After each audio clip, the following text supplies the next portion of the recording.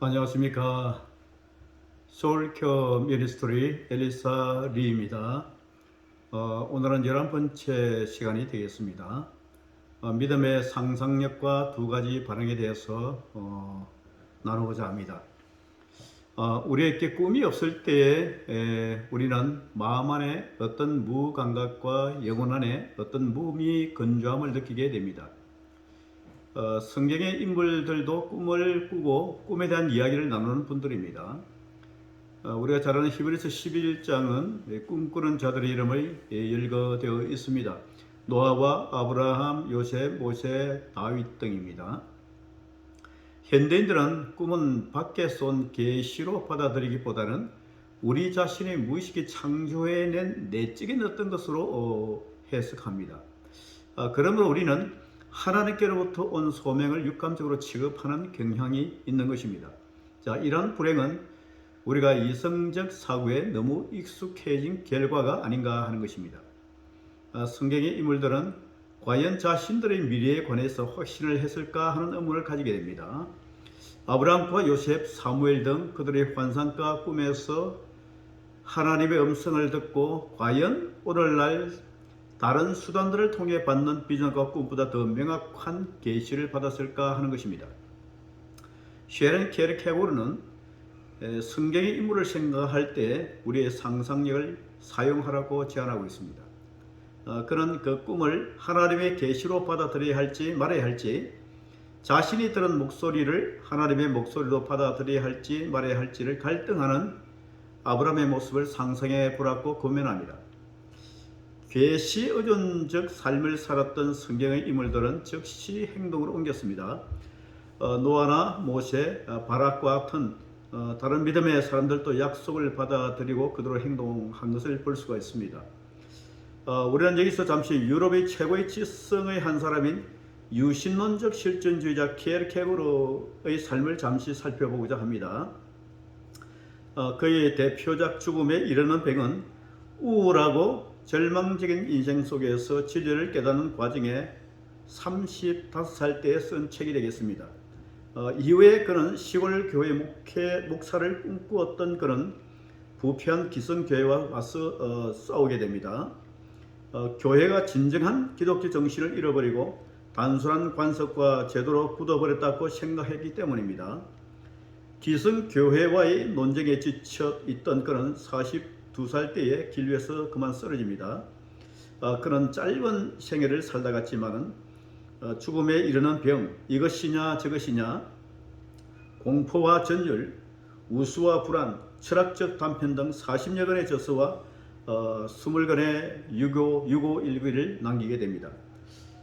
하나님이 살아계신다고 믿는다면 우리 역시 이들처럼 비전을 따르고 꿈을 드러내는 행동화된 삶을 살아야 할 것입니다. 만일 우리가 꿈과 비전을 드러내는 삶을 사는데 실패한다면 우리는 망하게 됩니다. 잠언서 29장 18절 말씀 보면은 묵시가 없으면, 이 묵시란 것은 비전이 되겠습니다. 백성이 방자히 행하거니와 라고 말씀합니다. 그러나 오늘날 꿈과 비전을 어떻게 세상에 드러내야 하는지에 관한 방법론은 교회가 좀 더 진지하게 묵상해 볼 주제입니다. 이러한 꿈과 비전을 드러내기를 우리가 주저하고 두려움을 느끼는 것은 어떤 위험 부담 때문일 것입니다. 비전이라는 것은 아직 경험해 보지 않은 영역이기 때문입니다. 그러므로 실패에 대한 두려움도 클 것입니다. 항상 확실성을 갖고 결정을 내리는 것은 아닙니다. 결정한 후에도 바른 결정을 했는지 한동안 염려하기도 합니다. 우리가 내려야 하는 많은 결정들 가운데 가장 중요한 결정은 우리가 어떤 사람이 되기를 선택하는가 하는 것입니다. 그러나 선택이 고통스럽기 때문에 우리 자신이 결정해야 할 삶의 목적과 의미를 우리 자신과 무관한 어떤 초월적 존재에 의존하고자 합니다. 니체가 말했듯이 만일 하나님이 없었다면 인간은 다른 신을 창조해야 했다. 왜냐하면 인간은 자신의 운명을 결정하는 데 따르는 책임을 지기 원치 않기 때문에 인간이 용기가 없어 할 수 없는 선택의 결과를 비난할 누군가가 필요하기 때문이다 라고 했습니다. 맞는 말입니다. 우리가 잘 아는 찰스 스펄슨 목사님은 하나님으로부터 복음 사역에 대한 어떤 구체적인 소명을 받지 않았다고 합니다. 하나님은 자신의 계획을 우리에게 일방적으로 떠맡기시는 분이 아니시기 때문입니다. 그것은 이미 우리가 은사를 갖고 있고 교회와 복음 전파를 위해 언제든지 은사를 사용할 준비가 되어 있기 때문입니다. 심지어 우리가 어리석은 결정을 내렸어도 우리의 인생은 끝나지 않습니다. 그것은 우리가 은혜로 살기 때문입니다. 믿음의 조상 아브라함도 다윗도 베드로와 바울도 그러한 경험이 있습니다. 나와 매일 함께 하시는 하나님은 내가 잘못 결정을 했다고 해서 나를 정죄하지는 않으십니다. 결국 내가 어떤 것을 결정하는 근거는 감정이 될 수가 있습니다. 결정이 순간적으로 보일지 모르지만 감정은 우리의 생각보다도 깊고 열정적일 수가 있습니다. 결정은 우리의 느낌에서 옵니다. 결국 이성보다는 기도로부터 얻는 어떤 느낌이 결정하는 요인이 될 수가 있습니다. 크리스찬은 보통 하나님께서 자신을 향한 어떤 뜻을 갖고 계시는지 분명하게 그리고 구체적으로 알기를 원합니다. 소명은 지극히 개인적으로 옵니다.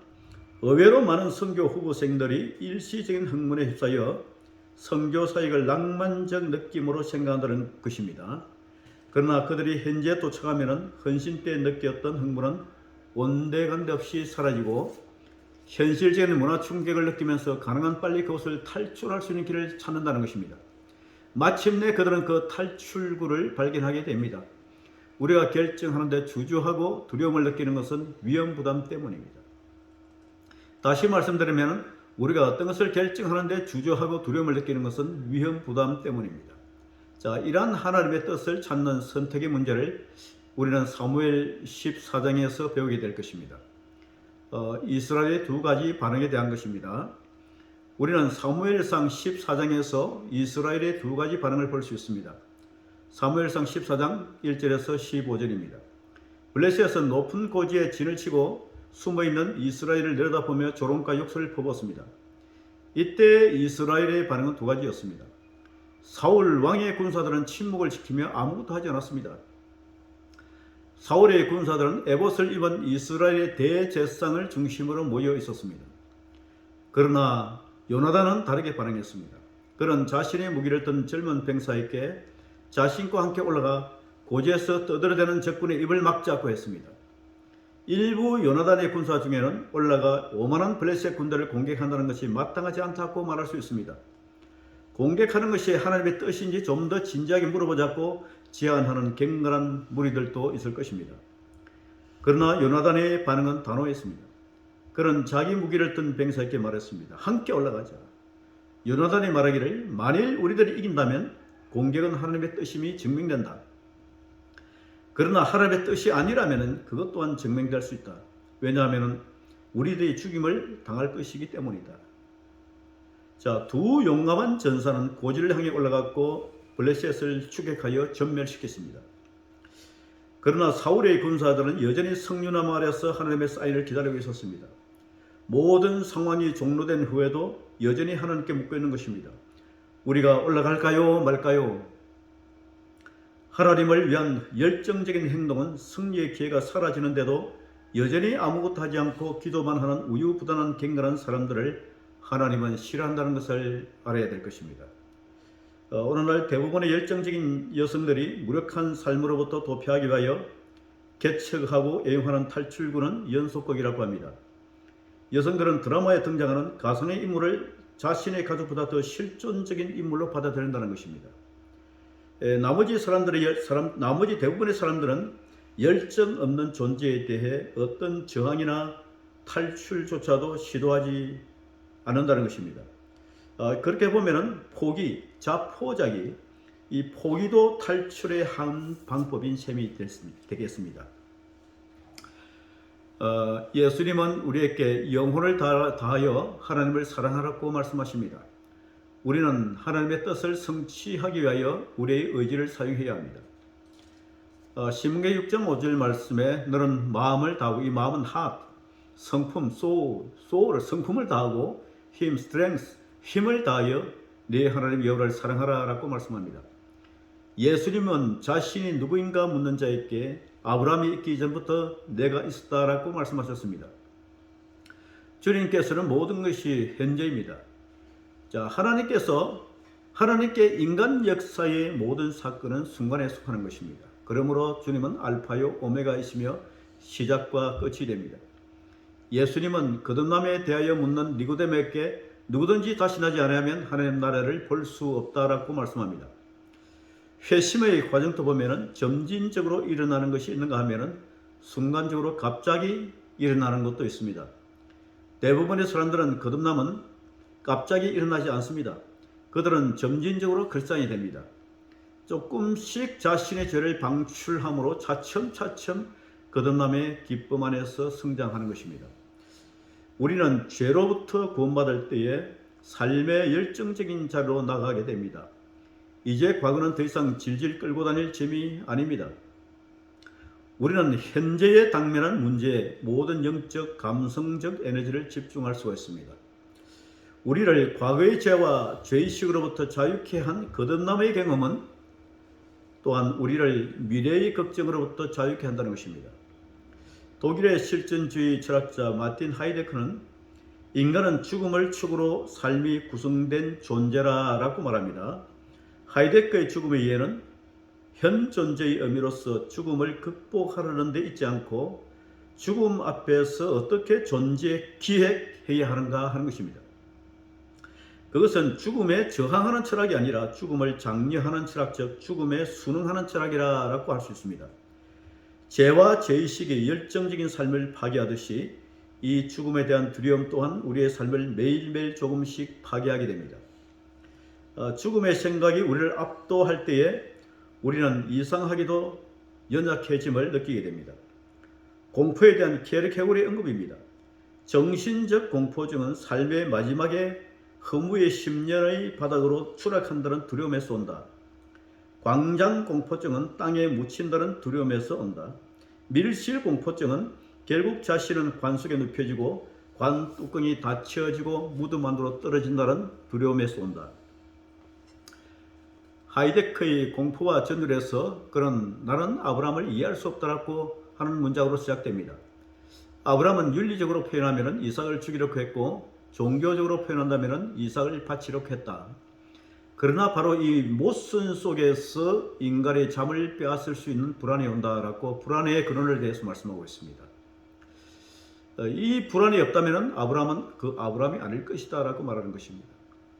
키에르 케고르는 인간은 무한한 유한과 무한, 인간은 유한과 무한, 시간과 영원, 자유와 필연이라는 질적인 모순을 내포하기 있기 때문에 불안하다라고 말합니다. 죽음이 몰고 오는 공포라는 독을 치유될 수 있습니다. 예수님은 해독제를 갖고 오셨습니다. 이 해독제는 예수 그리스도의 부활 안에 있는 것입니다. 그것이 길라시의 치유약이다. 예레미야 8장 22절은 이렇게 말씀합니다. 우리는 죄와 죄의식으로부터 야기된 정신적 분열로부터 건져냄을 받았음을 선포해야 합니다. 또한 그리스도의 부활로 말미암아 죽음은 그 능력을 상실했음 또한 선포해야 합니다. 이것이 구원의 소망이며 복음입니다.